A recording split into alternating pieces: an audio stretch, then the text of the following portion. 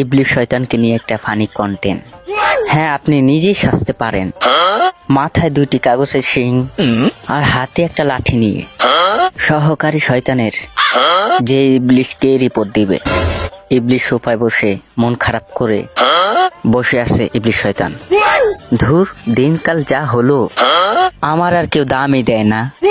এই দুনিয়া আগে কত কষ্ট করে মানুষকে দিয়ে মিথ্যা বলাইতাম, আর এখন মানুষ আমাকে ছাড়াই। একটা বিচিত্র হোল্ড, মিথ্যাবাদী হয়ে গেছে মানুষ।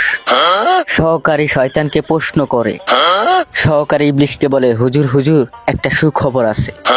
পাশের বাড়ির লোকটা ফিরে গিয়ে বিরাট একটা মিথ্যা কথা বলেছে। আরে রাখ তো সুখবর, আমি জানি সে কি বলছে।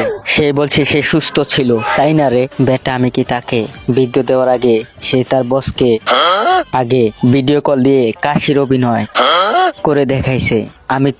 আমি তো নিজে দেখে অবাক হয়ে গেছি। ওর অভিনয়ের কাছে আমি তো এটা বলে ইবলিশ কান্না করে দিয়েছে। ফেসবুকে ঢুকলে আমার ডিপ্রেশন বেড়ে যায়। মানুষ এমন ভাবে ছবি এডিট করে আর ফিল্টার মারে, আমি নিজেই চিনতে পারি না এটা কি আমার মক্কেল নাকি অন্যজন। আমি ভাবছিলাম ধোকা দেওয়া শুধু চাকরি যাওয়ার জোগাড়।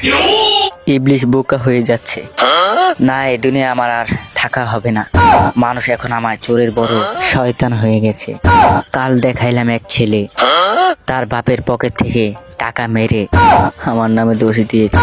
শয়তান কুমন্ত দিয়ে ভাই। আর আমি তো এই সময় ঘুমাচ্ছিলাম।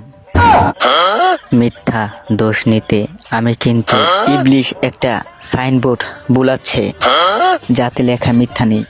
হয়ে যাচ্ছে না, কারণ মানুষ এখন আমার ওস্তাদ কোনো সাধারণ ইউনিক অসাধারণ মানুষ।